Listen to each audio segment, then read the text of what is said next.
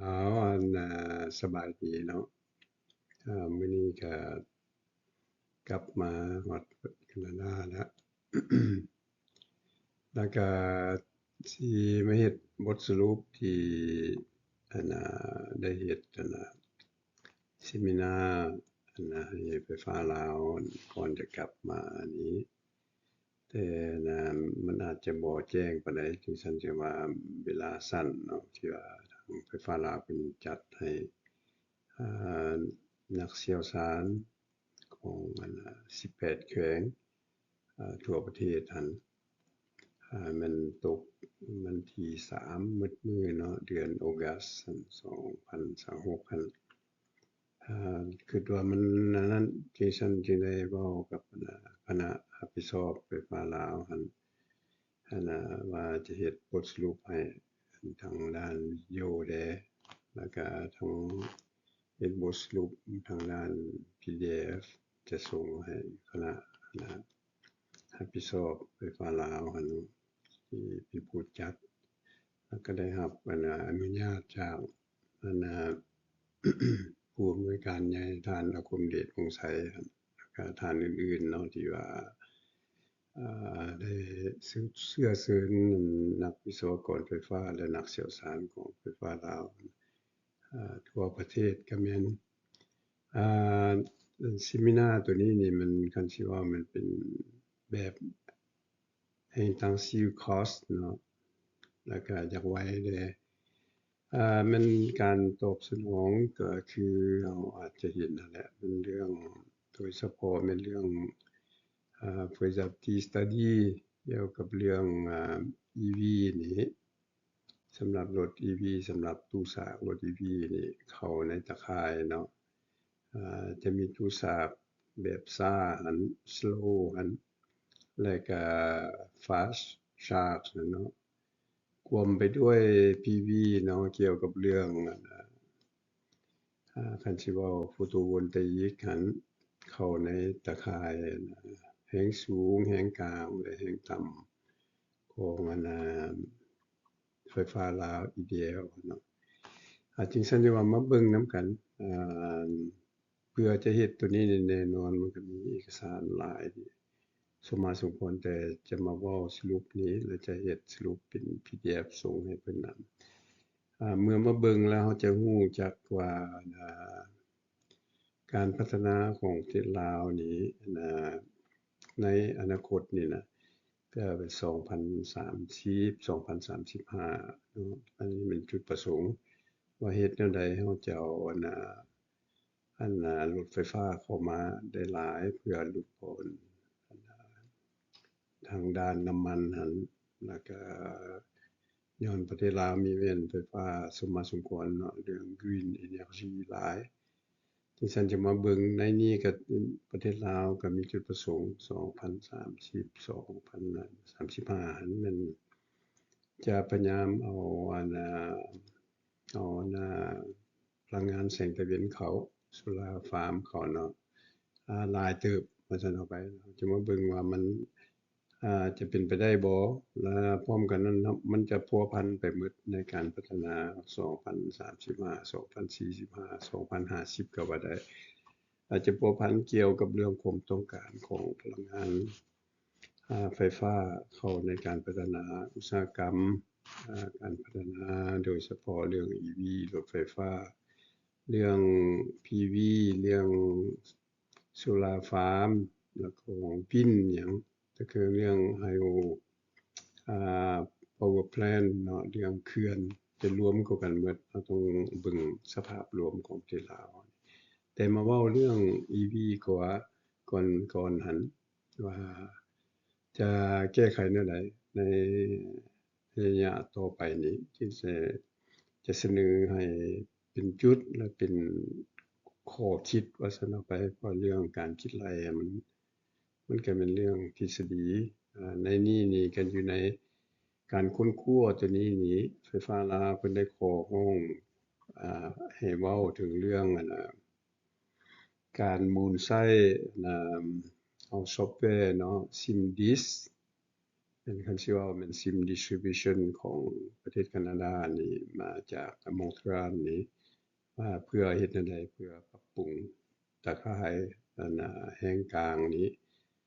โดยเฉพาะเอาเขื่อนน้อยเขาเอา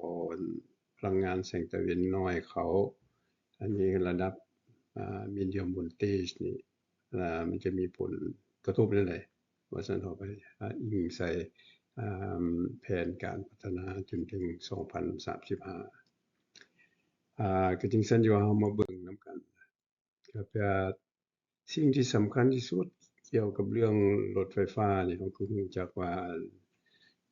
study ตัวนี้นี่จะพอเคยให้บางปี2ปีหลังนี้ให้อยู่ประเทศลาวก็คือกันเป็นการค้นคว้าส่วนตัวนี่แหละที่ว่าอิงใส่สภาพของประเทศลาวมันอิงใส่การศึกษาที่ประเทศแคนาดาที่เขาเจ้าเฮ็ดซุมื้อนี้มันการศึกษาที่เขาเจ้าเฮ็ดในระดับสูงแท้ๆเกือบทุกมหาวิทยาลัยเนาะเรื่อง Faculty Engineering โดยเฉพาะแม่น Electrical Engineering นั่นบ่ว่าจุฬาภรณ์บ่ว่าอยู่University Polytechnic of Montreal อยู่หลายมหาวิทยาลัยเนาะมหาวิทยาลัยETS Ecole Technique Supérieure แล้วก็หลายแข่งเขาเจ้าก็เฮ็ดเพราะว่ามันมีผลสะท้อนใส่ตะข่ายหลายย้อนจุดประสงค์35เพื่อ30%ของรถไฟฟ้าเข้าในตะข่ายใน2030-2035ของหลายประเทศเพื่อลดพ้นโดยเฉพาะเรื่อง CO2 นี้เป็นเรื่องเกี่ยวกับเรื่องGOP นี้กับเรื่องสิ่งแวดล้อมนี่มันจำเป็นก็คือหลายประเทศเห็นปัจจุบันนี้คือยกตัวอย่างบ่เรื่องลมพายุแรงอย่างต่างๆเอามาเข้าเรื่องไฟฟ้านี้คันสิมาเว้าแล้วเราต้องมาเว้าถึงเรื่องภาคปฏิบัตินี่ภาคปฏิบัติเขาก็คือเห็นนั่นแหละครับปัจจุบันนี่มันต้องสุมใส่โดยเฉพาะเป็นเรื่อง Electrical นี่ Engineer นี่มีความจำเป็นว่าซั่นดอกว่าเว้าเรื่อง Power System Extra High Voltage High Voltage Medium Voltage กับ Low Voltage นี่เนาะในนี้ก็แปลว่าผู้ที่จะมาเฮ็ดก็แน่นอนต้องการความรู้และความประสบการณ์โดยเฉพาะแม่น Power System นี่Extra High Voltage นี่จนถึง Low Voltage เนาะของถึง Utility ในนี้มันจะมาผสมย้อนว่ามันมี Power Electronic หลายก็จำเป็นต้องมีนักวิศวกรที่ลงลึกตัวนี้จะมาเว้าถึงประเทศลาวก็คือว่าเมื่อเฮามาเฮ็ดการศึกษาตัวนี้นี่ส่วนตัวนี่ก็ได้ศึกษามาดนสมควรแล้วเกี่ยวกับประเทศลาวเนาะเว้าถึง10ปลายปีขึ้นไปแล้วล่ะแล้วก็พยายามเบิ่งว่าเฮาจะเฮ็ดจั่งใดเพื่อแก้ไขปัญหา ตะข่ายของประเทศลาวรู้จักว่ามันในปัจจุบันมันก็มี500 kV เนาะ230 115 kV แล้วก็22 kV เรื่อง distribution เนาะแล้วก็เว้าถึงตัวนี้ medium voltage กับ low voltage นี่22 kV มันเป็นการใช้เกี่ยวกับเรื่อง distribution กับ400โวลต์เพื่อเอาไฟเข้าเรือนเนาะเฮามาเบิ่งหน้าที่ของความรับผิดชอบเกี่ยวกับเรื่อง EV นี่นะแล้วก็เฮ็ดแนวใดเฮาจะเอาไฟนี่ให้มันเข้าได้เนาะเพราะว่าเอา EV เข้าเอาโซลาร์ฟาร์มเข้าหลังคาเรือนเข้าอิหยังต่างๆEV ไผก็รู้จักว่ามันโดยเฉพาะแม่นเรื่องรถไฟฟ้ามือต้องการตู้ชาร์จและประเทศลาวจุดประสงค์ตามหลายเอกสารแต่สมัยหลายท่านรัฐมนตรีกระทรวงพลังงานและไฟฟ้าพลังงานนั่นน่ะบ่ให้สมัยเก่าพุ่นเป็นจุดประสงค์แล้วก็อยู่ใน study ของ World Bank ให้กับประเทศลาวให้มัน2030 2035จะให้มันมีประมาณ300,000 คันรถ4ตีนเนาะรถไฟฟ้าพร้อมจะเป็นประมาณ 30% แล้วถึง4ตีน สมอีก2ตีนกับ3ตีนก็คือรถจักรกับรถนั่นแบบนั่นหั่นสิใช้3ตีนเมืองลาวก็เริ่มใช้แล้วจะให้มันได้ถึง620,000คันทั้งรวมหมดเนาะถึง4ตีนจังซั่นดิฉันก็ challenge ที่สำคัญที่สุดมันจุดที่6นี้1ก็เรื่อง power quality เนาะ2ก็เรื่อง overload ใน system หั่นไฟฟ้าลาวก็จำเป็นต้องคิดไล่แล้วก็ต้องสร้างพลังงานโดยเฉพาะก็คือได้เสนอใน18แข่งนั่นล่ะก็มีโอกาสวันที่3กับวันที่15เดือนวันที่3 August แล้ววันที่15เดือน July หั่นได้เฮ็ดให้อันภาคกลางเขาฮ้องว่าภาคกลาง1 2แม่นแข่งเวียงจันทน์ร่วมแข่งไสสมบูรณ์ร่วมแข่งบุรีคำไสแล้วก็เมืองหลวงหั่นที่ได้ให้สัมมนานักวิศวกรหั่นแล้วก็ทางไกลจึงใช้ว่าการแลกเปลี่ยนก็เป็นสิ่งที่ว่าสำคัญก็คือเว้านั่นล่ะ challenge มันเรื่อง power quality นี่เราจะมาเว้าถึง challenge ต่างๆก็เรื่องคันเฮามาเว้าเรื่อง power quality เฮาก็จะมาเว้าเรื่องthermo loading ของเน็ตเวิร์กที่มีในปัจจุบันนี้ว่าคือยกตัวอย่างเอาแบบง่ายๆซะเอาแต่เมืองหลวงของประเทศลาวคือเวียงจันทน์กับปิโตหั่นเราก็จะเห็นในขั้นต่อไปว่าโอ้มันเดี๋ยวนี้มันเพิ่นนับมือเอารถตู้สร้างรถไฟฟ้าแบบไวหั่นนับมือนับหลายขึ้นเห็นบ่ที่ฉันว่าจึงไล่เบิ่งว่าโอเคมันสิเป็นไปได้บ่เอาเข้าในตะข่ายหั่นเบิดทั่วประเทศ 300,000 รถใหญ่4ตีนแล้วก็600,000 ปลายถึงรถ4ตีน2ตีน3ตีนนั้นเมื่อมาเบิ่งแล้วมันก็มีความต้องการที่ว่าต้องได้ศึกษาเลึกเนาะก็คือตัวจุดที่2ก็เรื่องเกี่ยวกับเรื่อง voltage อ่านี่ voltage นี่มันสิ่งสำคัญที่สุดก็เป็นเรื่อง regulation เรื่องtension stability เรื่องregulation operation เนาะเรื่อง voltage flicker มันก็หลายคนก็บ่ทันได้ลงลึกเทื่อจึงซั่นที่ว่าจำเป็นช้าหรือไวประเทศลาวโดยเฉพาะ EDL เป็นผู้นำพาก็ต้องได้ลงลึกมันเป็นปัญหาที่หนักในนี้มันก็มีหลายซอฟต์แวร์ที่ใช้จึงซั่นบางช่วงนี้มันก็ใช้บ่ได้มันจำเป็นต้องลงลึกตื่มในจุด 6.2 นี้มันก็เมื่อเอาเข้านี่ตอนนั้นเบอร์4นี่เราก็รู้จักเรื่อง AMPAC เกี่ยวกับเรื่อง distribution loss system นี้ที่ครับเจ้าได้ศึกษามานี่ก็อยู่นี่อยู่ทุกบ่อนคือกันนั่นแหละมีความจำเป็น6.2 ก็เรื่อง power quality quality ไปก็รู้จักว่า EV มันสร้างผลสะท้อนเนาะเกี่ยวกับเรื่อง power quality เรื่องการเปลี่ยนแปลงจากAC เป็น DC เป็น AC ตัวไวแท้มันก็แม่น AC DC กลับไปเป็น AC เนาะแล้วก็ส่วนหลายมันตัวไวมันจะเป็น DC sharp รถก็คือเรารู้นั่นล่ะแต่7กิโลวัตต์ของเรือนแบบซี้จนถึง2เมกะวัตต์พุ่น 2,000 กิโลวัตต์รถกำยงรถใหญ่ๆแบบซี้ที่นับมือนับหลายขึ้นส่วนหลายมันก็ตกอยู่ในประมาณส่วนหลายมันตู้ซากอาจจะถึง250 kV แล้ว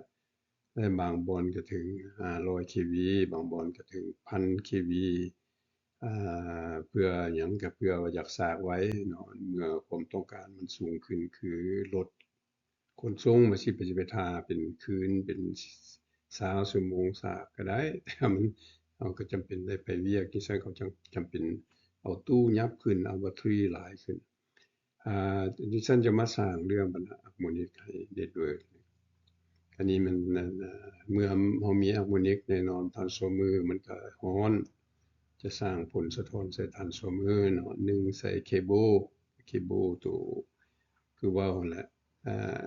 22 kV ของในกรณีของเมืองลาวอันของ medium voltage จะรบกวนเรื่อง protection system เพราะว่าเอา PV เขาเอา EV charging เขาไฟให้มันจะไปมาเนาะจาก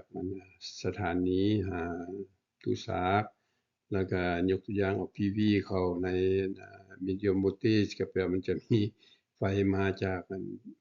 โซลาร์ฟาร์มมันเข้ากับคืนไปหาสถานีจึงสันว่ามันอาจจะรบกวนหลายแนวเอาบัดนี้มาเบิ่งเรื่อง penetration เขาฮ้องว่า ratio penetration ตัวที่เคยได้ศึกษามานี่มันสิ่งที่สำคัญที่สุดก็คือว่าว่าแหละว่าตัวนี้มันคงทนบ่ทันได้เนาะมันเป็น impact เกี่ยวกับเรื่อง variable distributed generation นั่นมันจะสร้างเรื่องเกี่ยวกับเรื่อง dynamic active หันโหลดให้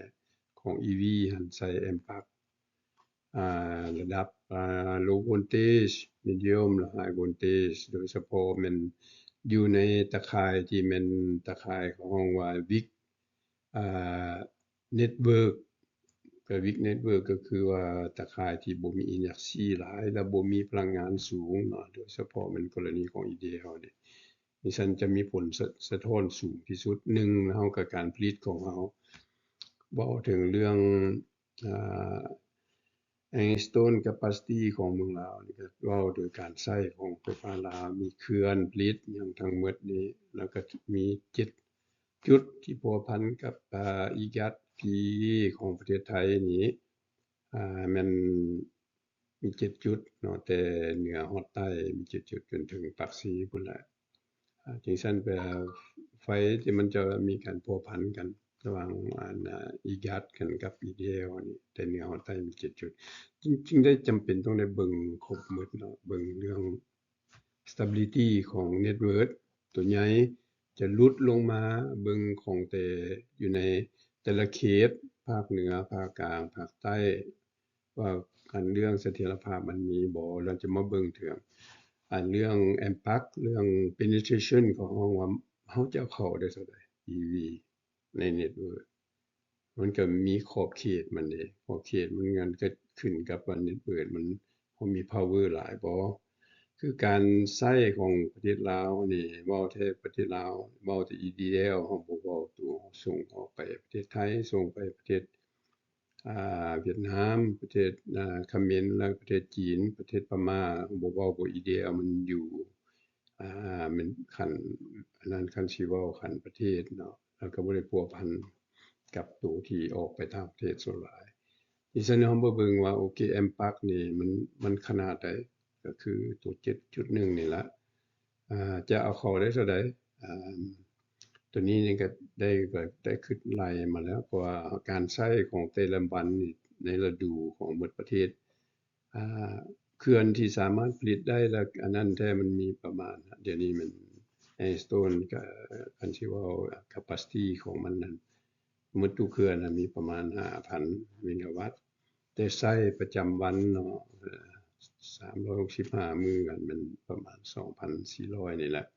ถึงฤดูฝนฤดูแล้งฤดูฝนเฮาก็มีไฟหลายที่เหลือก็ได้ขายออกให้ประเทศไทย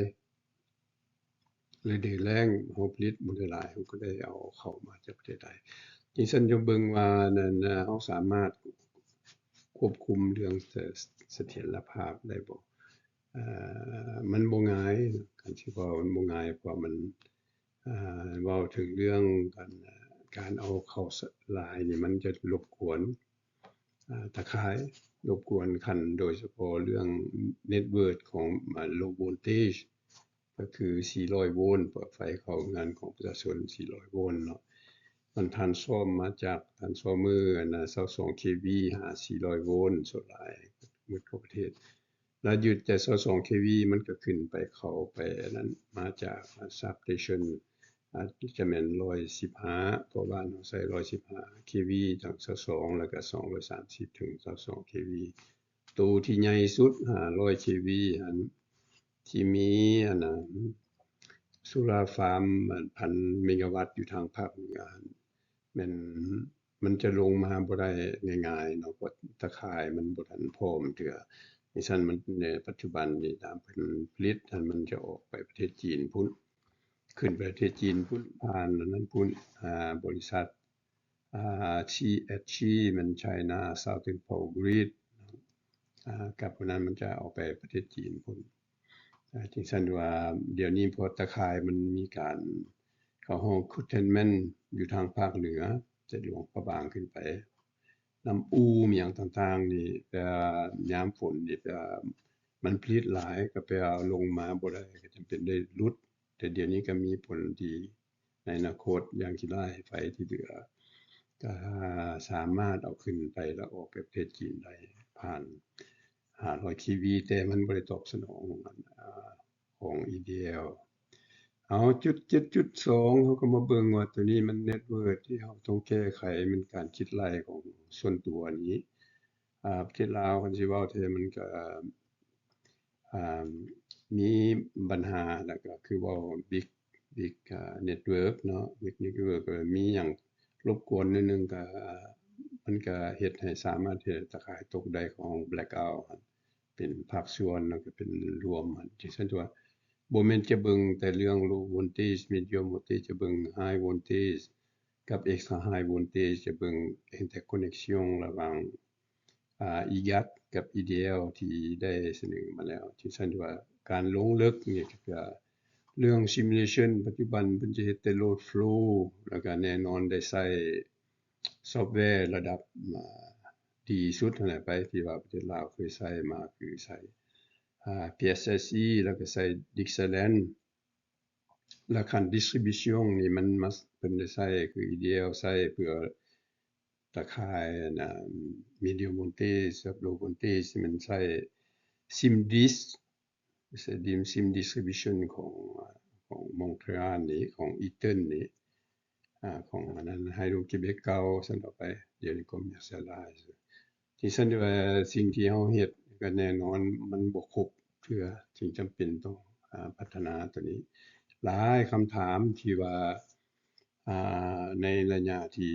ได้ให้สัมมนา2ครั้งเนาะเป็นอันที่3มันมืดมื้อก็18แข่งกันก็ได้ตอบคำตอบเกือบครึ่งมื้อหลังจากเสนอตัวนี้ว่าอันนี้มันนั้นแล้วครึ่งมื้อมันเกี่ยวกับเรื่อง SIMDIS ของปัญหาขอ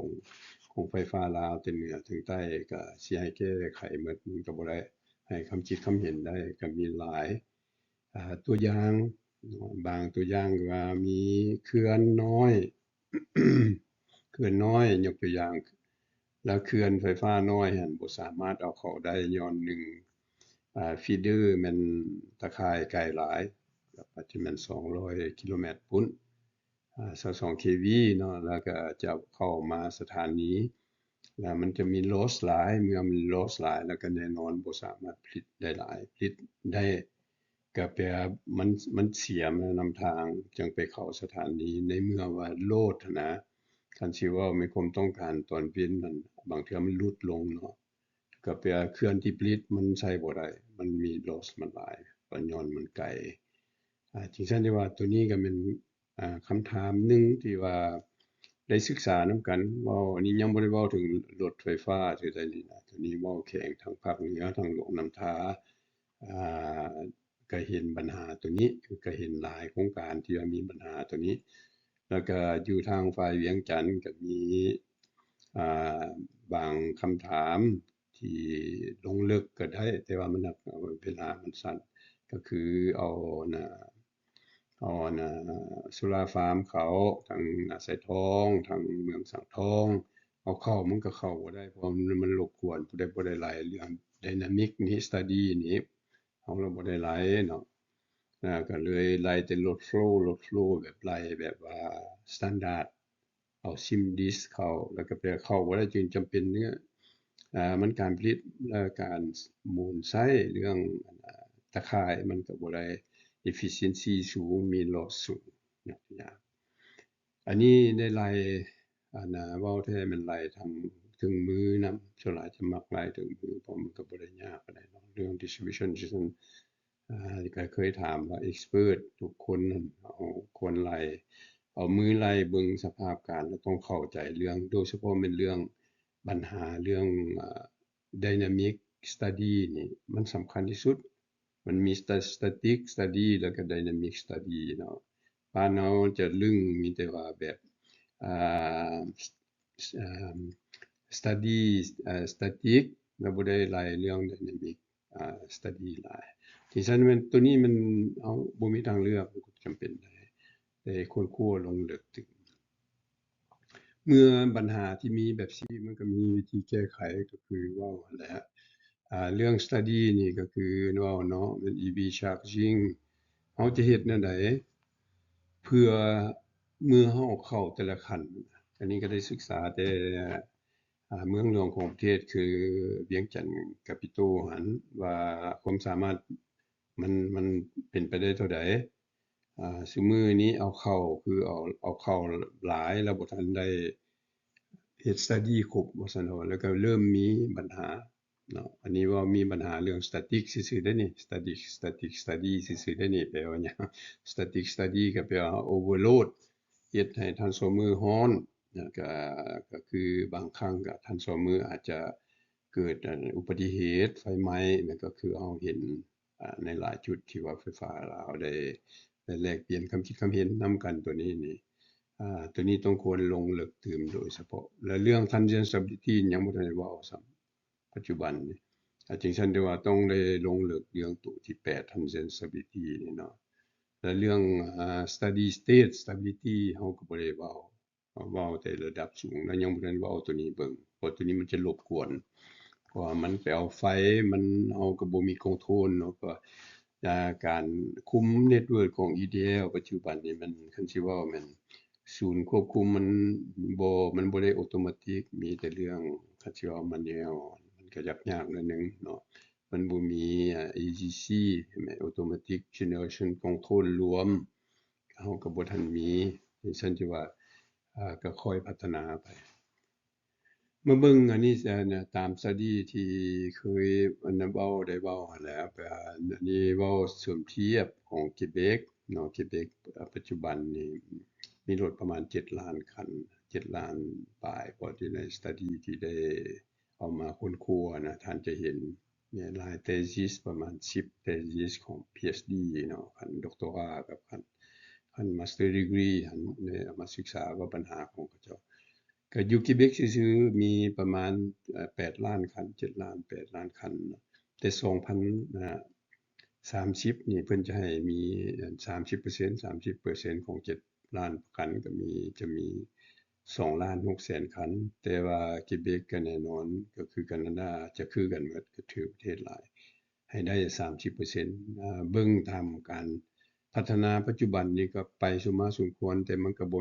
ง่ายเนาะแต่ก็บ่ง่ายของประเทศเจริญบ่อยู่นี่อยู่ญี่ปุ่นอยู่หยังก็ยากแล้วมันก็ประเทศที่ว่ากำลังพัฒนามันก็แน่นอนก็ต้องเป็น target จุดประสงค์แต่มันแน่นอนมันบ่ได้มันบ่แม่นง่ายคันเฮาสิเฮ็ดให้มันได้แท้ๆคันเฮ็ดได้ก็เป็นเรื่องโดยเฉพาะประเทศ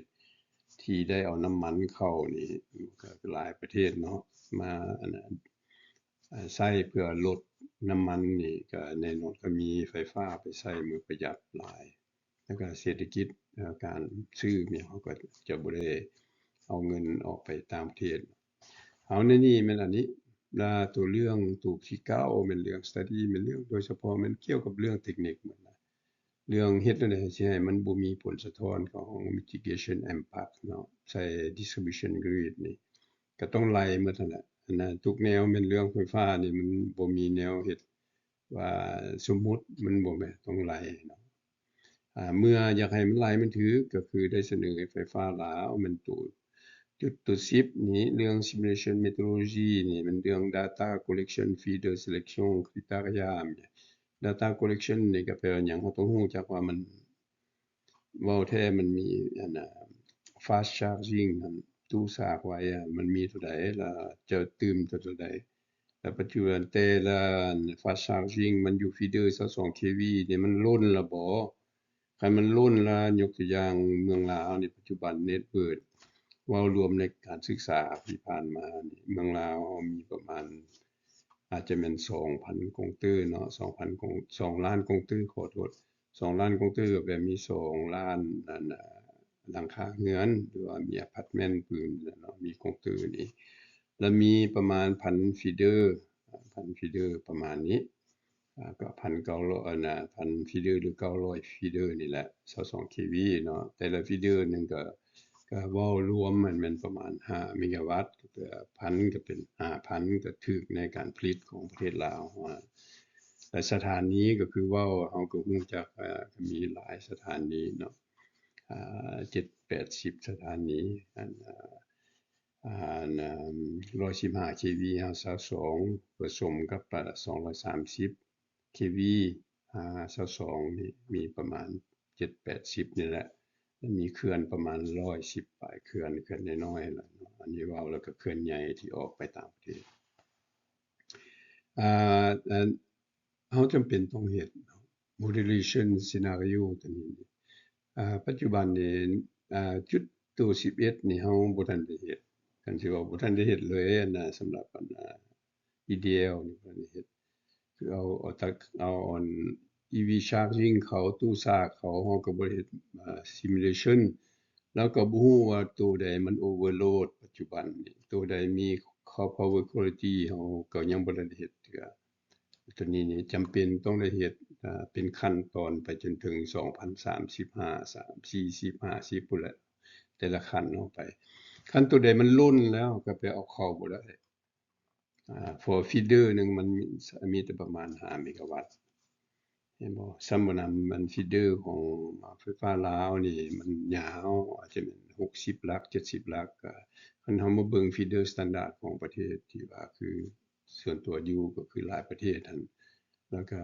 efficiency สูงมันจะมีส่วนหลายเขาบ่กล้า30-40 กิโลเมตรเนาะ100ก็มีฮอด200ก็มีมันไกลโพดสายเฮามันก็เฮ็ดให้ loss เสียเมื่อมัน loss เสียก็สิเว้าก็เสียเงินหลายสมควรนั่นล่ะเฮาจะแก้ไขแนวใดแต่ตัวนี้นี่อันนี้เฮาจำเป็นต้องคิดไล่เป็นขั้นตอนไปบ่แม่นทีนะอันนั้นเนาะที่ฉันได้ว่า simulation number 12จำเป็นไฟฟ้าลาวต้องเฮ็ดแบบประจำเลยนะคันสิว่าทุกทิศก็ว่าได้แล้วเบิ่งไปแล้วเมื่อใดเฮาเอาตื่มเข้าคันมันกายเราก็บอกว่าโอเคตัวนี้มันบ่ได้แล้วฟีเดอร์ตัวนี้มันเต็มแล้วเอาเข้ามันจะเฮ็ดให้1สายร้อน2 transformer ที่ใช้ร้อน3มันน่ะคันสิเว้าแม่น quality มันจะมี loss ตกหลาย4เรื่อง power factor มันจะตกเนาะเว้าความจริงแล้วว่า power factor ส่วนหลายเฮาจะบ่ได้คิดรายใส่สภาพเป็นจริงมีแต่เรื่อง simulation เอา SimDis เอาหยังเข้ามันก็บอกตามมันนั่นแต่เฮายังบ่ได้เว้าถึงเรื่อง Purity แปลว่าเรื่องทุกอ่าทุกอุปกรณ์ไฟฟ้าอันคุณภาพมันจะตกลงเฮาจะถือแต่คุณภาพมันคือเก่ามันก็เฮาก็เบิ่งเนาะมันก็ไล่นั่นซื่อๆมันก็เอา formula มาไล่โอเคบ่มีปัญหาแต่ความจริงก็เข้าใจเนาะทุกอุปกรณ์ไฟฟ้าบ่ว่าสาย transformer breaker มีหยังต่างๆเว้าถึง connection พุ่นมันก็มีคุณภาพมันตกลงก็แน่นอน loss มันขึ้นสูงจริงๆฉันต้องได้แก้ไขในสภาพที่จริงโอเคมาฮอดนี้เว้าถึงเรื่อง conclusion ก็แปลว่าคนคั่วแล้วก็ก็คือได้เสนอแล้วต้อง3ทีม expert ของไฟฟ้าลาวคือจุดที่13นี่วันนี้เฮามาเบิ่งเรื่องสภาพแต่ว่าอันนี้เป็นการคิดไล่เด้ออันนี้มันเรื่องคิดไล่และสรุปอยู่ในนี้แล้วแล้วมาเว้าถึงเรื่องตัวจริงก็แปลว่าหยังจะเสนอให้ท่านนี่ได้เอาประมาณ11 thesis PhD กับdoctorate มาศึกษาแล้วก็มาเขียนให้ท่านเอาตัวนี้มาใส่ apply เพราะตัวเองก็เคยสอนมาตลอดเนาะนักวิศวกรไฟฟ้าอยู่นี่อยู่คิเบกนี้อยู่ใน intensive course ของนั้นเพื่อให้นักวิศวกรไฟฟ้าได้สืบต่อเฮ็ดเวียกต่อเพราะทุกมัน2ปีเขาต้องได้อัปเดตเนาะอัปเดตเรียนตัวใหม่ตลอดก็จังซั่นก็เลยเอาตัวนี้เป็นหนึ่งในคอร์สเป็นผู้สอนเรื่องปัญหา impact อิหยังต่างๆก็ได้ค้นคว้าแล้วก็ตัวนี้ ไปเว้าอยู่ เมืองเขมรก็ได้เว้าเนาะแล้วก็เว้าอยู่แคนาดาแล้วก็เว้าประเทศลาวนี่เฮาจำเป็นน่ะอย่างที่หลายก็เอา10ปลาย thesis ตัวนี้มาศึกษาเบิ่งแล้วท่านก็จะเข้าใจโอ้เฮายังขาดได้เฮ็ดด้วยสภาพตัวจริงเฮายังมีหยังบ่ทันได้เฮ็ดที่ฉันได้เสนอให้ทางไฟฟ้าลาวถึงทางอำนวยการก็ถึงคณะอิหยังต่างๆของต่างแขวงนั้นสร้างทีมค้นคว้าเพื่อแก้ไขปัญหาแต่ละอันไปซึ่งมันนั้นแต่ละอันก็จะมี expert เรื่อง distribution expert เรื่อง transient stability เนาะ expert เรื่อง protection และ expert เรื่อง control ต้องรวมนำกันตัวที่เสียหลายที่สุดอยู่ในอนาคตไผก็ฮู้จักแม่นเรื่อง distribution มันก็มีเรื่อง production เรื่อง transmission แล้วก็เรื่อง distribution มันตัวนี้มันเสียหลายจึงซั่นจะว่าเอาบทเรียนที่ว่าเคยเฮ็ดก็เคยศึกษาให้สัมมนาโครงการที่ในกับบริษัทเก่าเจ้าก็เคยเฮ็ดอยู่ประเทศเวียดนามคืออยู่ฮานอยแล้วก็อยู่ไซงอนโฮจิมินห์ซิตี้อันจักว่ามันก็ใหญ่สมมาสมควรประมาณสมัยนั้นก็ประมาณ6ล้านคนแก้ไขปัญหาตัวนี้เดี๋ยวนี้ประเทศเพิ่นก็ก้าวหน้าแล้วก็คือทุกประเทศที่เจริญแล้วแบบเรื่องเทคนิคเพิ่นไปไกลสมมาสมควรบ่มีหยังได้จำเป็นได้สอนเพิ่นแล้วประเทศเวียดนามพระเจ้าก็ได้เฮ็ดแต่1993ถึง2000หลังจากนั้นแคนาดาก็บ่ได้เข้าร่วมหลายโครงการเพราะจะใช้สมัยนั้นก็มีนักวิศวกรของประเทศเวียดนามที่เรียนอยู่นี่กรุง Polytechnic อย่างมีอาจารย์สอนMonsieur Do อย่างตัวเองก็ได้เรียน Monsieur Fury บ่อย่างมีแต่ expert เขาเจ้าก็กลับช่วยบ้านเขาเจ้ามาตลอดนะจริงซั่นว่าซุมื้อนี้มันเรื่องวิชาการมันไปไกลหลายเฮามาเบิ่งตัวจริงบางแนวเสนอให้ท่านรู้จักเมื่อเฮาศึกษานะอันนี้เฮ็ดบทสรุปแล้วก็ให้แต่ว่ามันโอ้เรื่องหลายมันใช้หลายสไลด์เนาะเฮาจะเอายกตัวอย่างสถานีหนึ่งในสถานีตัวนี้ก็รู้จักอยู่แม่นสถานียกตัวอย่างอันที่ในการศึกษามันสถานี115 kV 52 kV มันมี6ฟีเดอร์ที่ออกเป็นสถานีน้อยตัวนึงตัวเองจะมีเอามาตัวนี้มาคิดหลายก็ต้องเอาตัวใดตัวนึงมาเป็นตัวอย่างนะแล้วเป็นนั่นน่ะก็เลยมามีเห็น Single Line ตัวนี้แล้วเฮาจะมาเบิ่งว่าเฮาเฮ็ดนี่นะมันถูกบ่วิธีเนาะก็ย้ายได้6ฟีเดอร์นี้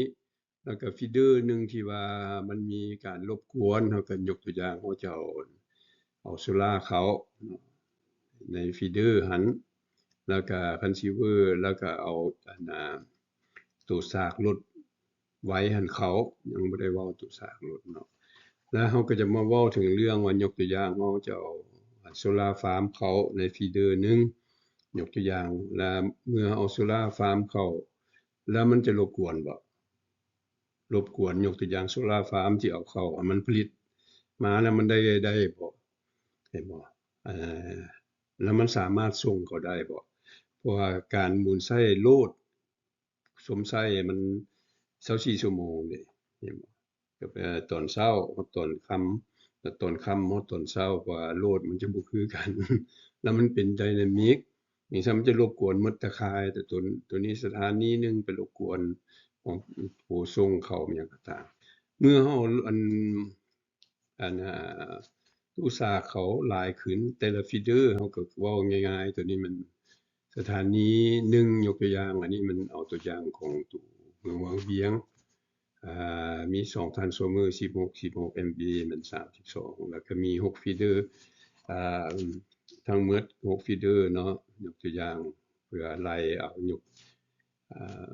โดยรวม6 MVA ต่อฟีเดอร์ก็เอาตัวนี้มาไล่เรื่องต่างๆเนาะเรื่อง load flow เรื่อง short circuit เรื่อง power factor เรื่อง dynamic เรื่อง study stat นี่ static นี่เนาะเบิ่งรวมว่าโอเคมันรบกวนบ่ก็เบิ่งแล้วความยาวของมันเห็นบ่ก็ ก็แน่นอนเมื่อเอามาเข้าที่เฮาก็รู้จักแล้วไล่อยู่หั่นซิมดิสซื่อๆมันบ่พอเนาะจะเบิ่งไปหมดแต่ละฟีเดอร์ก็อันนี้ตัวอย่างเอาฟีเดอร์หนึ่งเอา50หลักประเทศลาวมันฮอด200หลักพู้นเด้บางบ่อนที่ซั้นแล้วก็มันไล่เป็นจุดๆๆไปสิให้ไล่ได้แล้วก็ประเทศลาวก็ไฟฟ้าลาวก็ควรไล่ให้รู้จักไล่ว่าซั่นเนาะเริ่มจากเอามือซะไปก็เบิ่งว่ามันเป็นไปได้หรือบ่แล้วสายเฮามัน overload บ่มันร้อนบ่ transformer เฮาอันนั้นบ่มันไหลแล้วมันมี loss สายบ่จะแก้ไขบัดใดในพันฟีเดอร์ในทั่วประเทศเนาะมี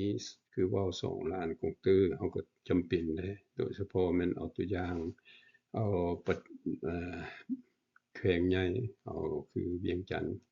กับเมืองหลวงเนาะแขวงเวียงจันทน์กับเมืองหลวงเป็นหนึ่งก็คือประเทศเวียดนามเพิ่นจะเอาหรือประเทศอื่นเขาจะเอาเป็นเมือง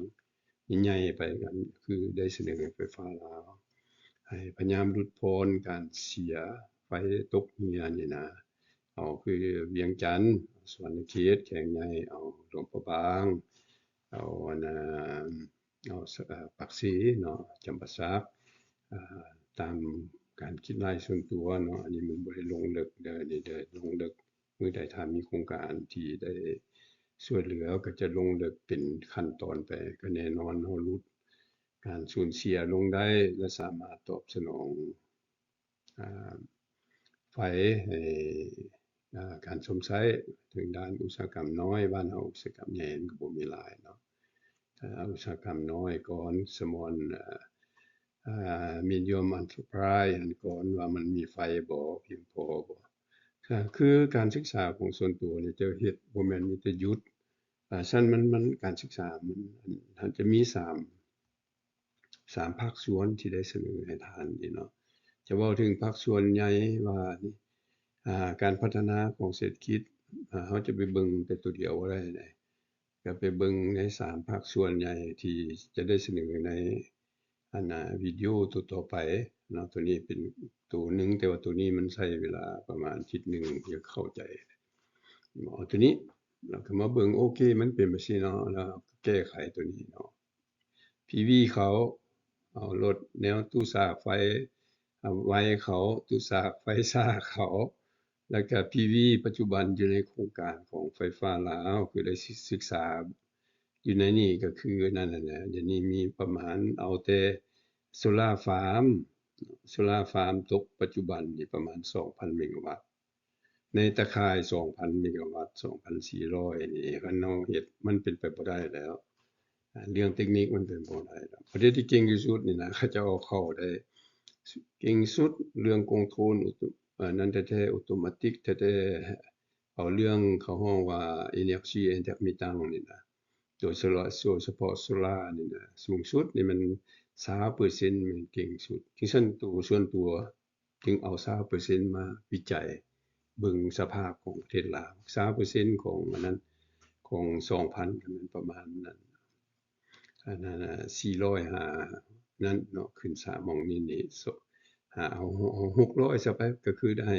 คอมเมนต์มาตลอดแต่โซลาร์เข้านี่เอากายนี่มันก็ยากล่ะก็จะมาสมกับEV Charging อีกทั่วประเทศเดะนี่เว้าเรื่องเสถียรภาพเดะนี่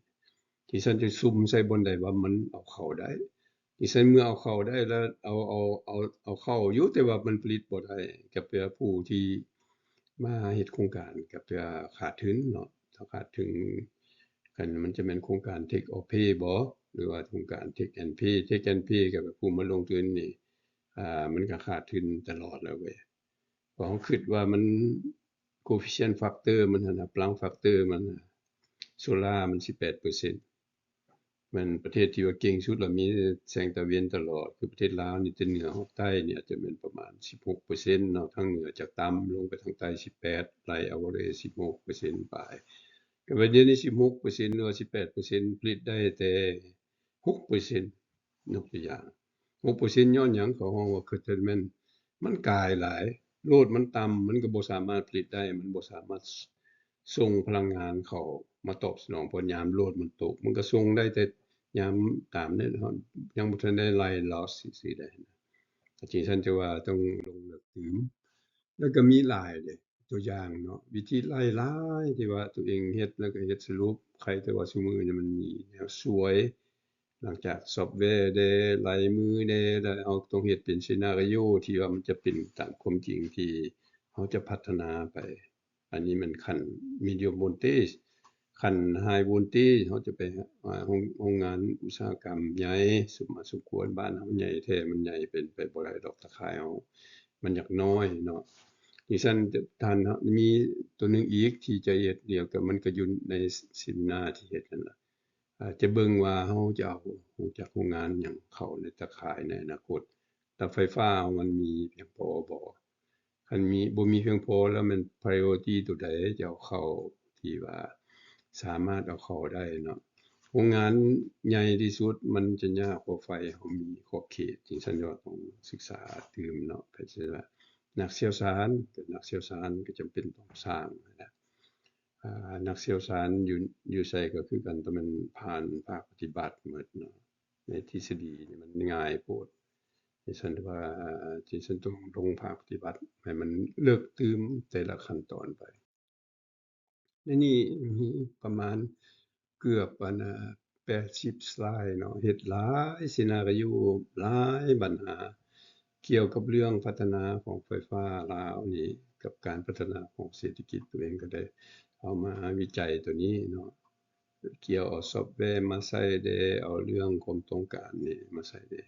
ที่ฉันจะว่านี่ก็แน่นอนต้องได้ลงลึกกับไฟฟ้าลาวคิดว่านะไฟฟ้าลาวก็ต้องมี target มีจุดประสงค์ vision สร้างนักเชี่ยวชาญแท้ๆเอาให้มันได้ก็เคยเสนอว่า2ปีเป็นไปได้สร้าง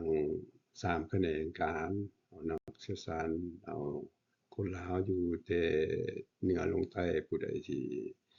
มีความสามารถเข้ามาเฮ็ดเวียกร่วมกันทั้งไกลได้เสนอเนาะให้เบิ่งนำกันต่ออันนี้แหละเราก็จะเห็นปัญหาไปตลอดไปก็ได้เสนอ ต่างๆการคิดไล่มันจะคือกันหมดดอกมันมีวิธีคิดไล่1ก็เรื่อง load flow เนาะ2ก็เรื่อง short circuit 3ก็เรื่อง protection 4ก็เรื่อง transient stability stability เขาจะเว้าเรื่อง dynamic study เขาจะเว้าเรื่อง steady state static หั้นนี้แล้วก็มาตืมใส่เรื่อง power quality เรื่องหยังต่างๆอยู่ในการศึกษาตัวเองได้เอามาศึกษาเบิ่งเป็นขั้นตอนไปเป็นตัวอย่างไปอันนี้ก็แบบการสร้างอันนี้เนาะเราจะรู้จัก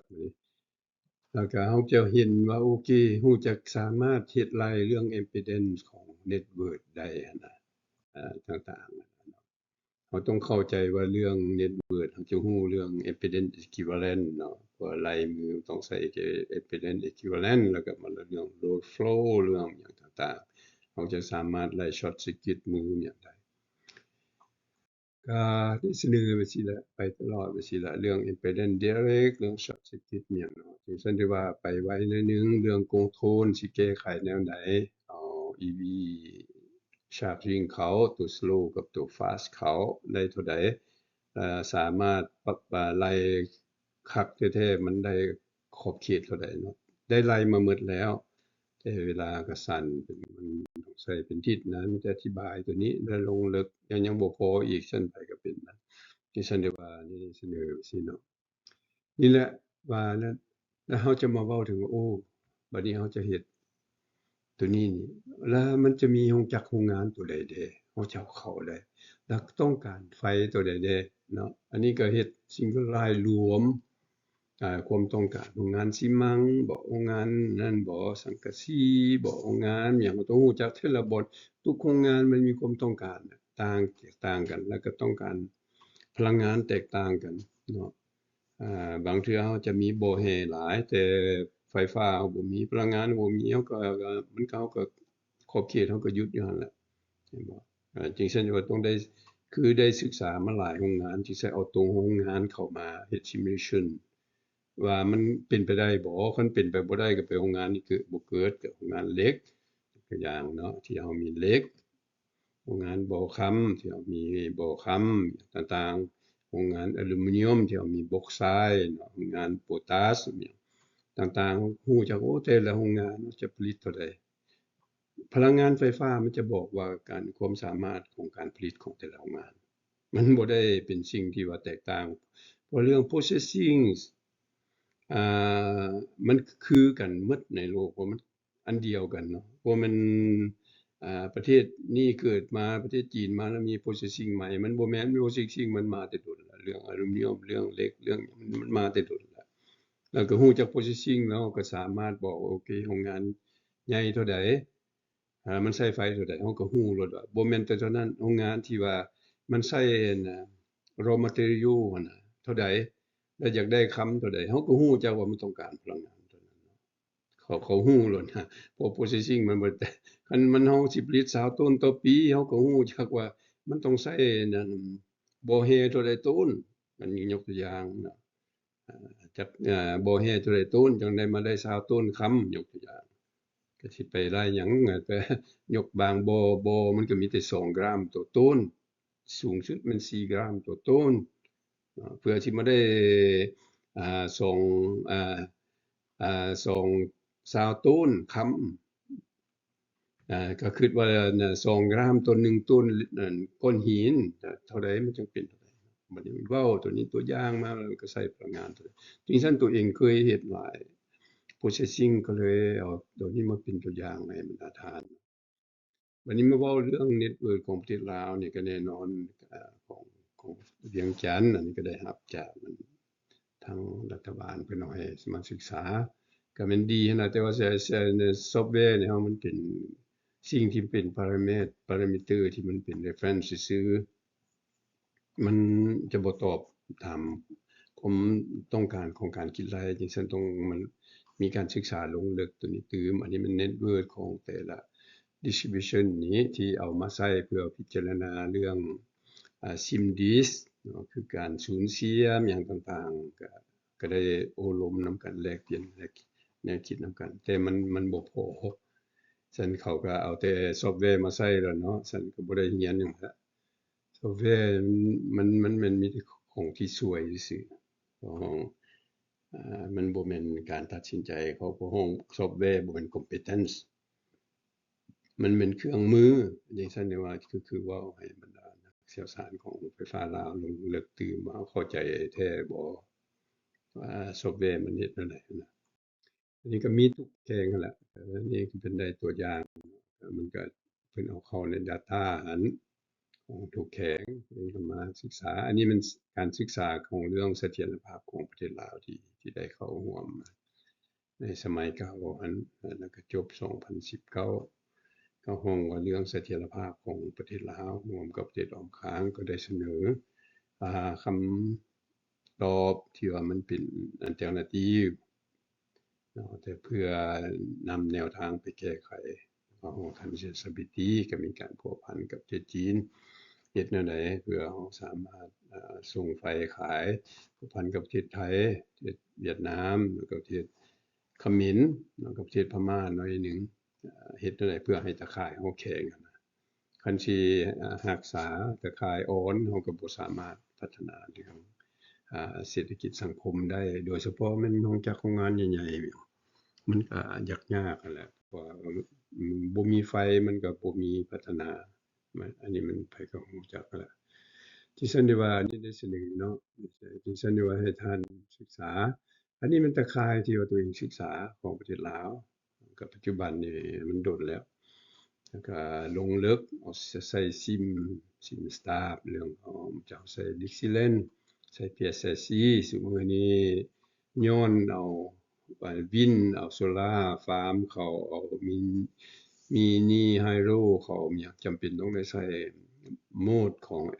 EMT Electromagnetics Transient เนาะเกี่ยวกับเรื่อง Transient ก็คือใช้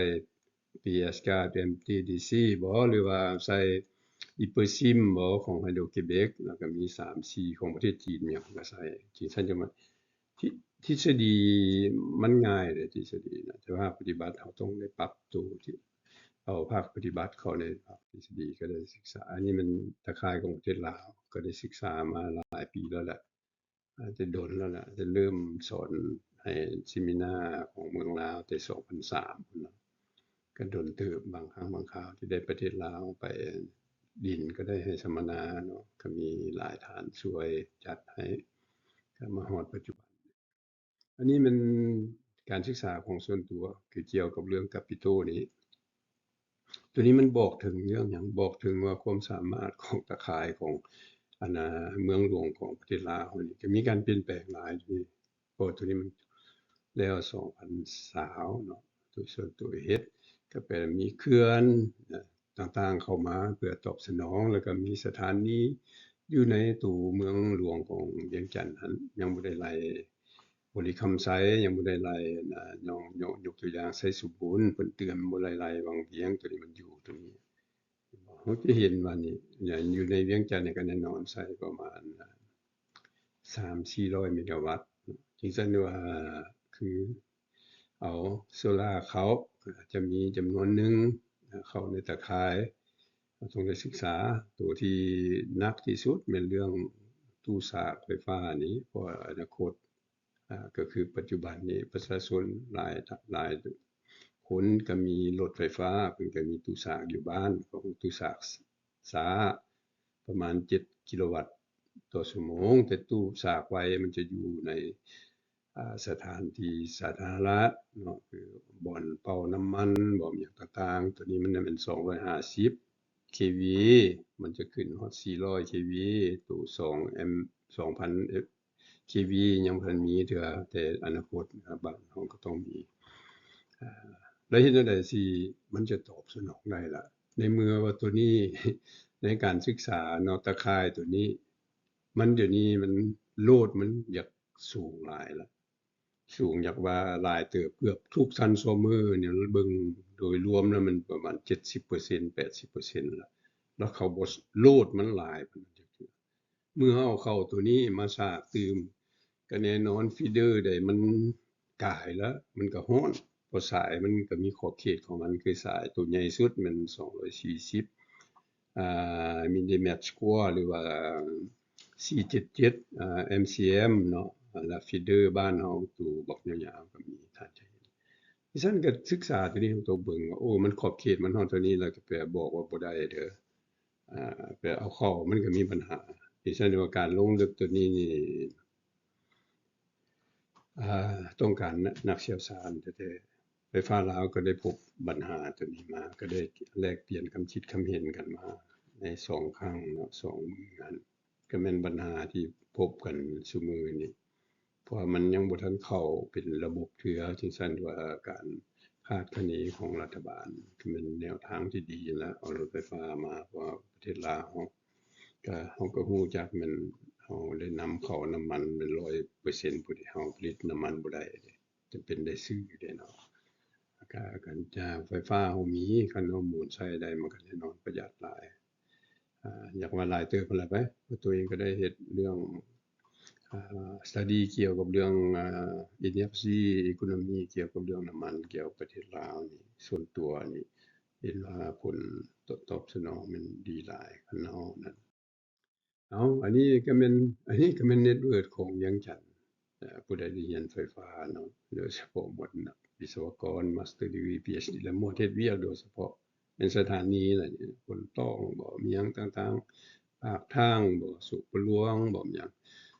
เอาลงลึกอันนี้ตัวได้มาศึกษาเพื่อให้สัมมนาแลกเปลี่ยนเพราะตัวนี้ได้มาแต่ตอนศึกษาให้ไฟฟ้าลาวพู้นแล้วก็รู้จักสภาพแล้วเดี๋ยวนี้มันก็มีการเปลี่ยนแปลงหลายก็บ่หลายปานใดแต่ก็วิธีเฮ็ดก็จำเป็นเฮ็ดอันนี้มัน data ที่เพิ่นเอามาให้เพื่อได้เอามาศึกษาก็มาจากไฟฟ้าลาวของเมืองหลวงแล้วก็ของห้องแขวงเวียงจันทน์ภาคกลางจะประกอบแขวงหนึ่งก็มีตื่มไสสมบูรณ์แล้วก็บริคำไสเนาะแล้วก็ตู้ป้อมข้างเวียงจันทน์เป็นโลดทุกสิ่งทุกอย่างที่ได้มาแล้วก็ฟีเดอร์อิหยังต่างๆที่มันมีโลดได้อันนี้ก็แน่นอนต้องลงลึกตื่มหั้นล่ะก็คืออยู่นี่เราก็รู้จักเห็นบ่นี่ฟีเดอร์แต่อยู่ในที่ศึกษานี่มันมี205เด้หมดประเทศลาวมี1,001เนาะก็205แล้วอยู่ใน205มันก็ยังมีตัวบ่ทันได้จ่ายของ spare อยู่นี้ รวมแท้มันทั้งหมด252ฟีเจอร์252ก็คูณบ่ได้ยาก capacity ของมันสูงสุดก็เอา4ซะก็ประมาณ 1,000 เมกะวัตต์แต่มันจะเต็มเลยแล้วเดี๋ยวนี้มันเต็มแล้วเพราะ transformer มันเต็มแล้วฟีเดอร์มันหลายกว่า transformer เนาะดิฉันได้ว่าเอารถไฟฟ้าเข้าหรือเอา PV เข้ามันเราก็ต้องได้เบิ่งมันจะรบกวนเรื่อง dynamic เนี่ยอันนี้มันเราบ่มีทางเลือกนี่เป็นการศึกษาส่วนตัวอันนี้เว้าถึงตัวนี้แล้วแต่ละเทื่อเฮ็ดการศึกษาก็ต้องเอามันการศึกษา reference ของประเทศที่เขาจะพัฒนามาแล้วอันนี้มันของ Quebec ของแคนาดาเขาเฮ็ด substation แนวใดเขาศึกษาแนวใดตัวนี้มัน4 transformer บ้านเขาจะ N-2 ตลอดคันสิเว้า transformer 2หน่วยเพหรือแปลงเขาก็ยังสามารถได้ก็ไฟเกือบว่า100 200ตลอดเลยให้ตอบสนองจากงานท่านก็จะเห็นอันนี้มันการศึกษาส่วนตัวสอนอยู่นี่อยู่แล้วอันนี้นะก็บ่ต่างสอนนักวิศวกรอยู่นี่มาตลอดเลยแต่2003พุ่นวิธีเฮ็ดดีไซน์เรื่อง substation เรื่อง network เนาะก็เอาตัวนี้นะมาประกอบส่วนท่านจะเห็นที่ซั่นตัวใหญ่สุดแล้วก็มีทุกบัดนี้เรื่องฟีเดอร์22 KV ตัวของเป็น Quebec แคนาดาก็25บ่มีหยังแตกต่างกันหยังดอกเรื่องทฤษฎีคือกันหมดนะเฮ็ดแนวใดสิเป็นอันนี้สอนมาตลอดนะแต่2003นะผ่านองค์การนักวิศวกรไฟฟ้ามานี่ก็สอนมาก็วิธีมันคือกันมาตลอดอ่า อันนี้ตัว substation ใหญ่ที่สุดท่านจะเห็นถึง36ฟีเดอร์เนาะออกไปหลายเติบแม่นบ่วิธีดีไซน์ของเราเบิ่งประเทศลาวก็คือได้มาล่ะมันมีจากแข็งแล้วมีจากภาคก็ได้ต้องได้ศึกษาล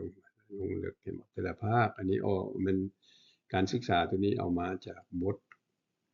NPDP ของกระทรวงในสมัยเก่าของท่านดร.ดาววงศ์พรแก้วเพิ่น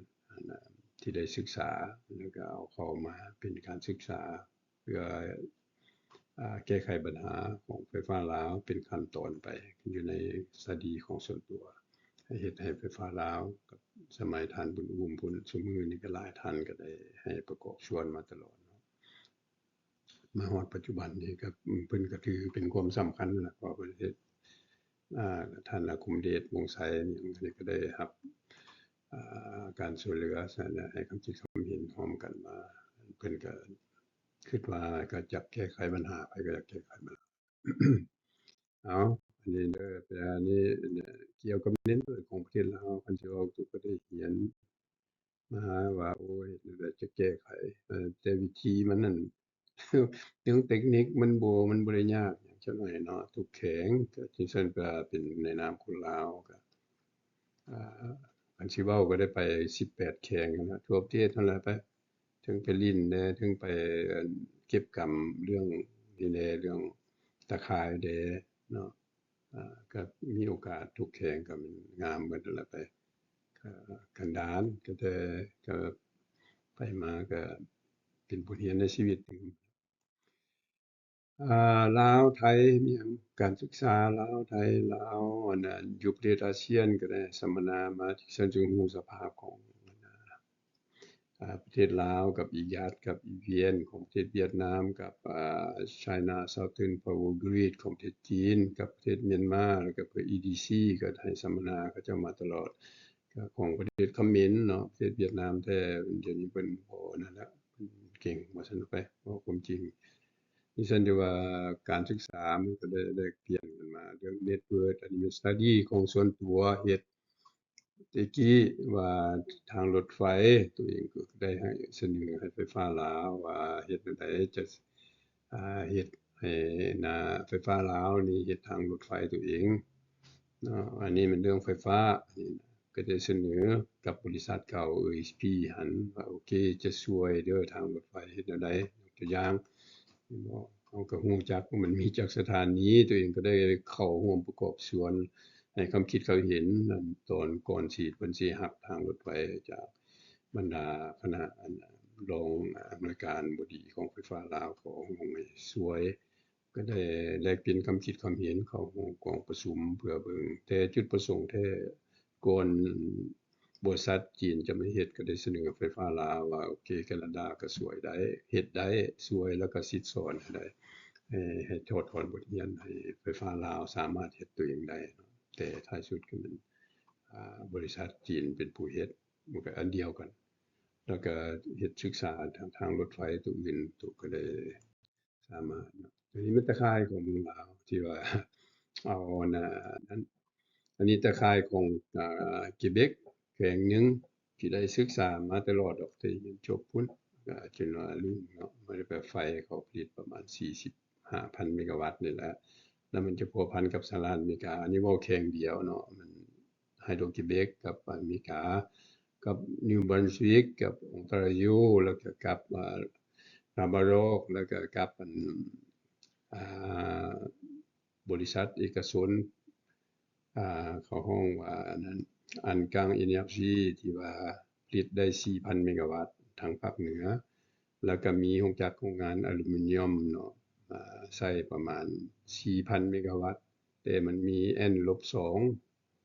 ก็ไฟบ่ตกจักเทื่อนะมัน interconnection ก็อันนี้มันเน็ตเวิร์กที่ว่าได้ศึกษาแล้วก็ได้เฮ็ดเป็นบทเรียนนั่นเป็นเทรนนิงให้นักวิศวกรอยู่นี่นำว่าเขาเฮ็ดแนวใดแล้วก็ได้เฮ็ดบทสรุปมันก็คือกันเบิดนั่นแหละเน็ตเวิร์กนั้นอันสิว่าเน็ตเวิร์กของ7ล้านปลายก็แสนคน7ล้านปลายเท่ากันกับการใช้ของประเทศ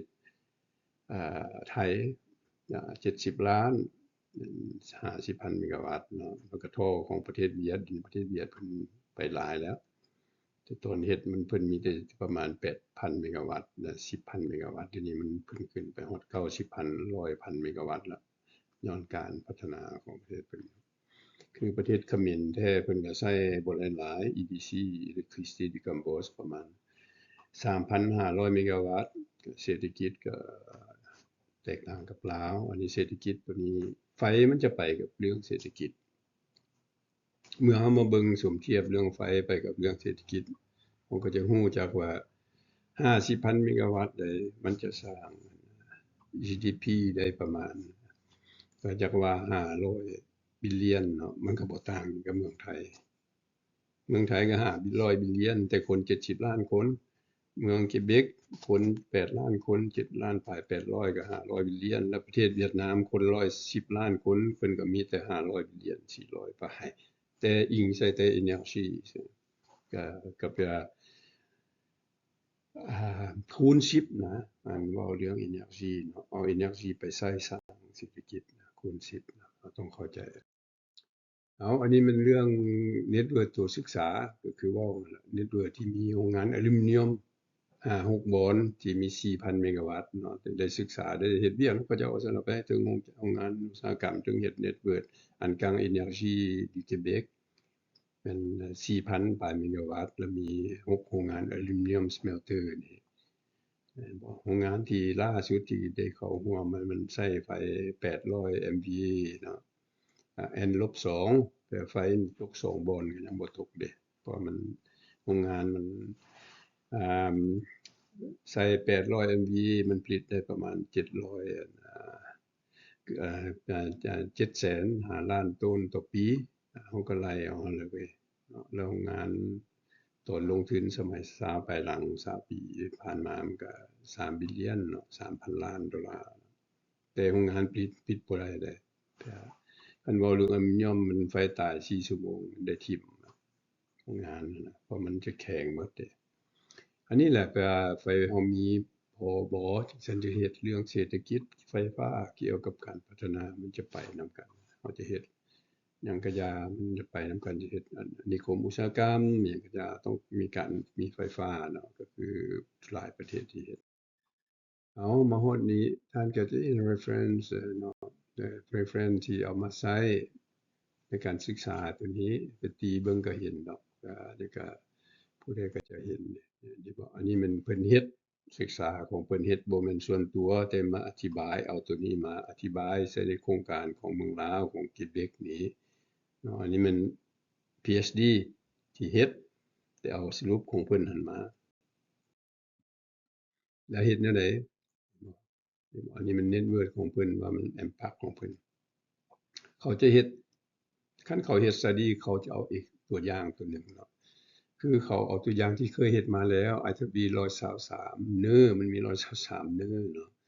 จะมากวดเบิ่งว่าโอ้มันมี overload หรือบ่มันสามารถ support ได้บ่เน็ตเวิร์กของเฮาต่างๆจะวางคำถามแบบซี่ก็คือเสนอมาตอนละเอียดหั่นได้สรุปวิธีเฮ็ดอันมาเนาะก็คือตัวนี้แหละสรุปเอาตัวนี้มาสรุปเฮ็ดตัวทำอิฐมันอยู่ในอ่าอืมsection ที่เกี่ยวกับเรื่อง introduction นั้นก็เฮ็ดแบบเดียวกันตลอดจึงซั่นว่าไปเฮ็ดอยู่เมืองลาวก็จำเป็นต้องเฮ็ดแบบเดียวกันเห็นบ่วิจัยต่างๆเรื่อง profile เนี่ยต่างๆเรื่อง voltage เนี่ยต่างๆมันจำเป็นเดะเห็นบ่แล้วก็ตัวนี้นี่เอามานี่เราก็รู้จักว่าอันนี้มันอยู่ใน thesis ที่ใช้เกี่ยวกับเรื่อง EV เขาดิฉันว่ามาฮอดนี่ก็ถือว่าสมมาสมควรแล้วดิฉันว่าตัวนี้นี่ก็คือเว้ากับไฟฟ้าลาวนั่นแหละว่าจะเฮ็ดบทสรุปเป็น PDF แล้วส่งให้แต่เรื่องการคิดไล่แท้มัน400ปลายกว่าหน้าพุ่นดิฉันว่าแต่เฮ็ดให้มันต้องได้สอนแบบลงลึกแท้ๆจังเข้าใจเนาะแล้วก็ต้องใช้วิธีใช้ SIM distribution software หั่นใช้ไปเฮาก็บ่ไล่มือมันก็บ่ได้เฮาบ่เข้าใจลึกเฮาต้องเบิ่งรวมหมวด medium voltage หมวด high voltage ต้องเฮ็ดเวียกนำกันเพราะว่ามัน medium voltage มันเรื่อง static แต่ high voltage เรื่อง network ของ EDL เนาะ EVN ของประเทศเวียดนาม EDC หรือ utility ต่างๆเขาเว้าเรื่อง transient stability เนาะเรื่องเสถียรภาพเรื่อง blackout มันไปนำกันเบิดมันเข้านำกันจำเป็นต้องไปนำกันเบิดที่ฉันจะว่ามาฮอดนี่ก็ถือว่าสมมาสมควรมีโอกาสก็ผู้ใดมีคำถามก็เขียนส่งมาโดยเฉพาะแม่นไฟฟ้าลาวก็ได้เสนอนั่นแหละให้เฮ็ดคำถามคือก่อนจะให้สัมมนาก็บอกให้ทุกแขวงมี18แขวงอันรวบรวมเนาะผ่านเอกสารอันให้แต่ละแขวงอันรวบรวมมันคำถามของนักเชี่ยวชาญของแต่ละแขวงเพราะแต่ละแขวงก็มีนักเชี่ยวชาญทุกแขวงเนาะให้รวบรวมมาแต่ละแขวงให้มี10คำถามและ10คำถามนั้นมีโอกาสจะตอบให้ว่าวิธีแก้ไขแล้วก็เห็นหลายปัญหาที่ว่านั้นผู้โดยสารสั้นเนาะ1ก็ปัญหาเขื่อนน้อยเอาเข้ามันผลิตบ่ได้เขื่อนพลังงานแสงตะวันเอาเข้า2บ่อนมันก็ผลิตบ่ได้แล้วเขื่อนที่กำลังสร้างก็เอาเข้าก็ผลิตบ่ได้แล้วปัญหาตัวนี้มันก็เพิ่มขึ้นผลิตบ่ได้ย้อนหยังเรื่องมันความเสถียรภาพแล้วก็เรื่องการต้องการพลังงานนี่เนาะบางบ่อนมันบ่ต้องการจะเอาเข้ามันก็เข้าบ่ได้เห็นบ่บางบ่อนมัน loss มันสูงfeeder มันยาวมันเข้ามันก็เข้าบ่ได้เดะ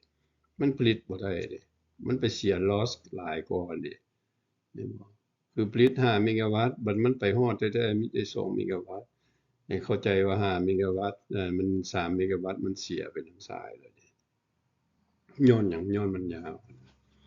เอาที่ฉันมาฮอดนี้ขอบใจนำแล้วก็ถือว่าเราก็ได้แลกเปลี่ยนความคิดความเห็นมาสมมาสมควรเนาะที่ฉันว่าที่ฉันคำถามก็เราก็ต้องอันนั้นลงลึกกันตื่มขอบใจเด้อทุกท่านขอบใจไฟฟ้าลาวที่ให้โอกาสขอบใจบรรดาผู้รับผิดชอบอันที่เห็นปัญหานี้ที่เป็นปัญหาที่คันสิว่าแม่นสำคัญในการแก้ไขขอบใจ